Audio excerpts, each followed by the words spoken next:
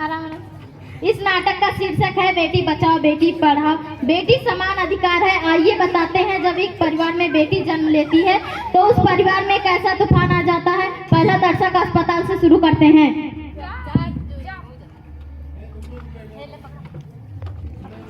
बजाते रहो। हाँ यार डॉक्टर आई ना गई। बैठा बैठा डॉक्टर। अरे अरे भैया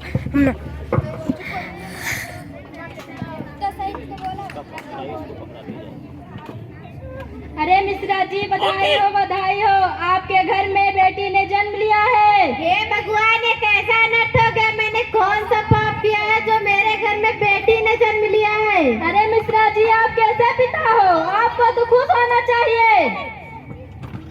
हे भगवान, ये कैसा अनर्थ हो गया। अब मैं रिश्तेदारों को मुंह कैसे दिखाऊंगी। अब हमारा वंश आगे कैसे बढ़ेगा। जा बेटा, उठा ला उसे, तालाब में फेंका। नहीं, मैं आप लोगों को ऐसा नहीं करने दूंगा, क्योंकि ऐसा करना पाप है। ये डॉक्टर, अपना मुंह बंद रखिए और जाकर बेटी ना कटे।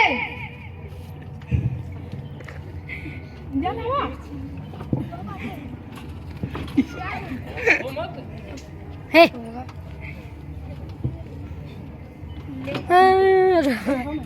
ले उठाओ माइक। ले अपनी बेटी।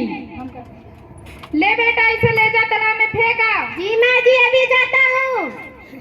अरे कैसे हैं लोग, बेटी को बहुत समझते हैं। अगर बेटा घर का शान है तो बेटी बाप की स्वाभिमान है।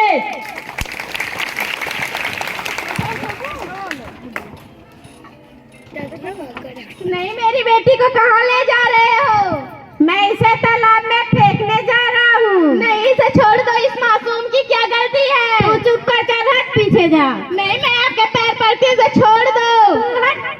नहीं माँ जी, मेरी बेटी को बचा लीजिए, इस मासूम की क्या गलती है। चल हट चुड़ैल कहीं की। एक तो बेटी पैदा कर लेती है, दूसरा कहती है इसे मत मार। तुझे तो खुद खुश होना चाहिए कि तेरा काम मेरा बेटा कर रहा है। मंत्री बोले डाली मंत्री। एक तरफ हमारे देश में बेटियों को लक्ष्मी समझा जाता है और उसी तरह खुद के घर में बेटी पैदा हो जाए तो मार दिया जाता है। ये कैसा न्याय है। एक तरफ बेटियों के पंख लगा दिए गए हैं तो दूसरी तरफ उनके पंख काट दिए गए हैं। ये कैसा न्याय है। आइए चलिए दोस्तों, देखिए अगले पड़ाव की ओर। बेटे और बेटियों में कैसा भेदभाव किया जाता है। दादी, ओ दादी, क्या है बेटा। मुझे 1000 रुपए चाहिए। दादी दादी अम्मा मान जाओ, दादी अम्मा मान जाओ, दादी अम्मा मान जाओ, दादी अम्मा मान जाओ। लो बेटा 1000 रुपए, जाओ दोस्तों के साथ अच्छे से पढ़ाई करना। दी दादी, दी जाता हूँ। दादी ओ दादी, क्या है। मुझे स्कूल के फीस के लिए 50 रुपए दे दो। तुझे 50 रुपए मैं कहाँ से दूँ। मेरे पास पैसों का पेड़ लगा है क्या। तू पढ़ लिख कर क्या करेगी। तुझे पढ़ाने के लिए मेरे पास कोई पैसा नहीं। तुझे दूसरों के घर जाकर चूल्हा चौका ही तो करना है। देखा दोस्तों, कैसा भेदभाव किया जाता है बेटियों के साथ। क्या बेटियों को पढ़ने का कोई अधिकार नहीं। बेटियों को पढ़ने का समान अधिकार है। आइए बताते हैं अगले पड़ाव की ओर। व्यवहारिक समय जाओ बेटी, बैठ के पढ़ो।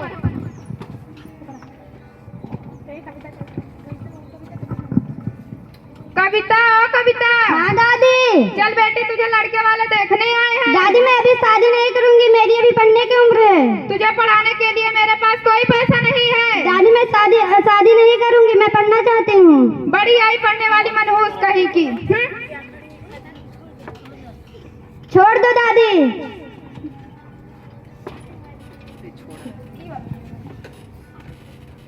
डॉक्टर आई ना गई। अरे आप क्या कर रही हैं। अरे आप क्या कर रहे हैं। इसके साथ इसकी छोटी उम्र में शादी कर रही हैं। इसकी तो अभी पढ़ने लिखने की उम्र है, साथ ही गैर कानूनी अपराध है और ये पढ़ना चाहती है। इसे पढ़ने दो। ओ मास्टर जी, ये मेरी बेटी है, मैं जो चाहूँ वो करूँ। मेरे पास इसको पढ़ाने के लिए कोई पैसा नहीं है। इसकी शादी करके मैं छुटकारा पाना चाहता हूँ। चलो, इसकी पढ़ाई का बोझ मैं उठाऊंगा, पर इसकी इतनी उम्र में शादी मत करो। वैसे तो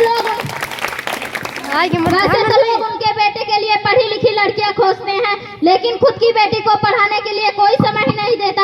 ये कैसा न्याय है।